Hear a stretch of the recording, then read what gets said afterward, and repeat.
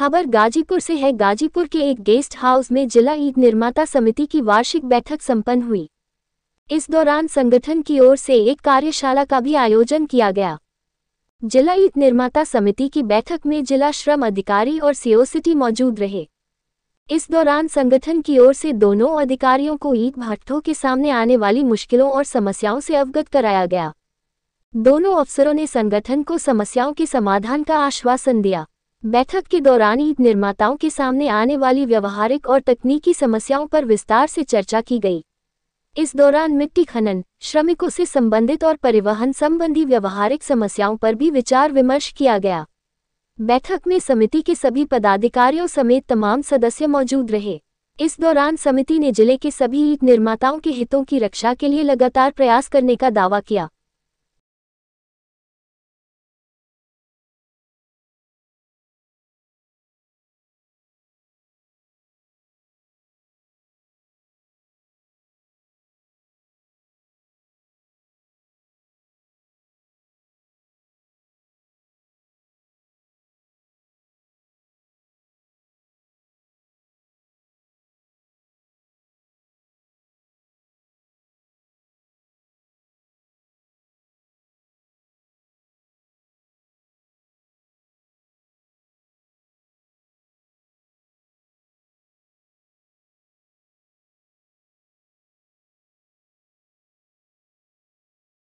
अपना परिचय दे दे। अपना परिचय दे दे। मैं रजनीकांत राय, ईंट भट्ठा एसोसिएशन का जिला अध्यक्ष गाजीपुर।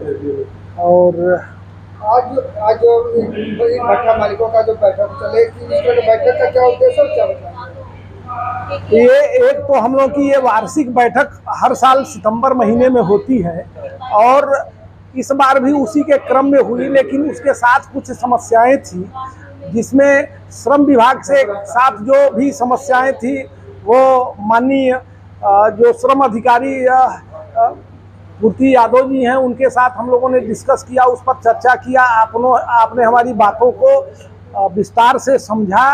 और जो एक गैंग चल रहा है, भट्ठा उद्योग के खिलाफ एक गैंग चल रहा है, लेबरों की गैंग चल रही है जो हम लोगों से एडवांस लेके भट्ठे पर आती है काम करने के लिए, और जैसे 10 दिन काम करती है उसके बाद जो वो प्रधानमंत्री कार्यालय, मुख्यमंत्री कार्यालय और कि हमको बंधुआ बना के रखा गया है, उसके संबंध में हम लोगों ने जानकारी दिया कि भट्ठा आज के तारीख में भट्ठा खुले मैदान में होता है और आज के तारीख में कोई कहे कि हम बंधुआ मजदूरी का काम करा रहे हैं तो ये किसी के गले से उतरने की बात नहीं है। तो इस पर हम लोगों ने चर्चा किया और माननीय श्रम अधिकारी ने हमारी बातों को ठीक से समझा और कहा कि नहीं, मैं इस बात को समझ रहा हूँ। दूसरा इशू हम लोगों को मिट्टी खनन से संबंधित पुलिस विभाग से थी, जिसमें माननीय पुलिस अधीक्षक के प्रतिनिधि बन के माननीय सीओ साहब आए और इनसे भी हमने अपनी बात को कहा और इन्होंने हमारी समस्याओं को ठीक ढंग से सुना, समझा और उसका निदान करने का बताया कि अगर इस तरह की कोई बात आती है, पहले तो पुलिस विभाग कोई मिट्टी खनन का कोई गाड़ी को पकड़ने का बात नहीं है, लेकिन कहीं अक्का दुक्का कोई जगह आती है तो आप उसको हमारे संज्ञान में लाइए और उसका हम निस्तारण करेंगे। ये अपना परिचय दे दे। मैं लल्लन सिंह, महामंत्री जनपद ईंट निर्माता समिति गाजीपुर। लल्लन जी, आज जो है ईंट भट्ठा समिति की जो बैठक हो रही है, इस बैठक किस तरह की बैठक है? क्या इसमें भट्ठा समिति जो भी भट्ठा मालिक का उनकी समस्याओं का भी कोई बात उठा रही है? ऑल इंडिया ब्रिक टाइल्स नई दिल्ली एवं उत्तर प्रदेश ईंट निर्माता समिति लखनऊ से संबंध जनपद के 400 भट्ठों की एकमात्र संस्था रजिस्टर्ड जनपद ईंट निर्माता समिति है, जिसकी बैठक साल में एक बार वार्षिक बैठक होती है।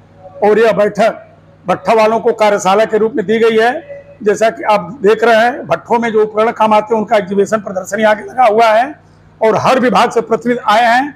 अभी आपके सामने श्रम विभाग से पूर्ति यादव आई थी, पुलिस विभाग से कप्तान के प्रतिनिधि सीओ सदर आए थे, अभी जीएसटी के 3 अधिकारी आए हुए हैं, अभी प्रदूषण से भी आएंगे और खंड विभाग से आएंगे। तो हमारा प्रयास होता है कि हर एक भट्ठा स्वामी को, जितने विभाग संबंधित हैं भट्ठों से, उनके सारे अधिकारियों से और एक भट्ठे वाले को एक दूसरे से रूबरू किया जाए, ताकि भट्ठे में आने वाली समस्याओं को विभाग एक साथ बैठकर परिवार की तरह से समस्याओं को दूर करे। देखा जाता है कि आए दिन जो भट्टा भट्टा जब संचालित होता है तो प्रदूषण को लेकर, कभी कभी खनन को लेकर कई तरह की समस्याएं भी आती हैं। अब इसके बारे में मेरा कहना है कि 27 जून 2012 के बाद जो भट्टे जिला परिषद की गाइडलाइन से चलते थे उनका मानक हो गया है एनजीटी, नेशनल ग्रीन ट्रिब्यूनल, राष्ट्रीय हरित पट्टी। वो एनजीटी का जो अधिकारी होता है वह सर्वोच्च न्यायालय का रिटायर्ड जज होता है। तो अब एनजीटी के मानक से जो भट्टे होंगे वही चल पाएंगे। तो अगर जिन भट्टों का प्रदूषण का अनापत्ति प्रमाण पत्र बना है उनके लिए कोई, उनके साथ किसी प्रकार की कोई ज्यादती नहीं होती है। जिन भट्टों का कंसेंट नहीं है वो नियमतः एनजीटी के मानक से उनको नहीं चलना चाहिए। लेकिन उत्तर प्रदेश संगठन चाहता है कि वह भी हमारे परिवार के सदस्य हैं, क्योंकि वह जीएसटी के रूप में राजस्व जमा करते हैं, विनिमय कर जमा करते हैं, जिला परिषद जमा करते हैं, तो वह भी हमारे भाई हैं, इसलिए उनके साथ ज्यादती ना हो।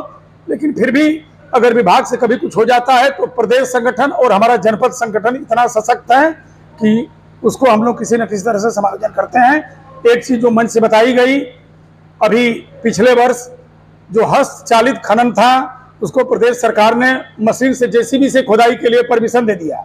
तो अब हमारा नियम है कि जो भट्टा मालिक अगर ट्राली से मिट्टी की ढुलाई कर रहा है, क्योंकि जो भट्टे फिक्स बन गए हैं उनके यहाँ मिट्टी नहीं है और निश्चित रूप से दूर से मिट्टी ला करके ही भट्टे की पथाई संभव है।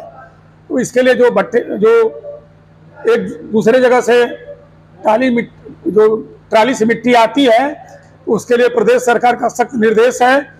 जिन भट्टा वालों का रॉयल्टी जमा है उसकी रसीद आप दिखाइएगा तो पुलिस प्रताड़ित नहीं करेगी।